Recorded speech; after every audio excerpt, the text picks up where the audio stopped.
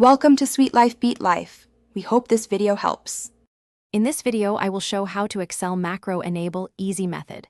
Open Excel and go to File, then Options, Trust Center settings, and Macro settings. Choose the option that suits your security needs, such as enabling macros for trusted documents only. Save any macro workbooks as XLSM files so macros persist.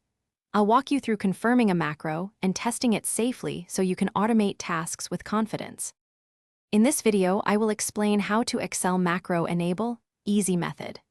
Open Trust Center settings and review trusted locations to add safe folders where macros always run. Consider disabling access to the VBA project unless you need programmatic access. Only choose Enable all macros if files come from verified safe sources. Otherwise, pick a prompt or disable option. I'll show how to balance convenience and security so automation doesn't compromise your data.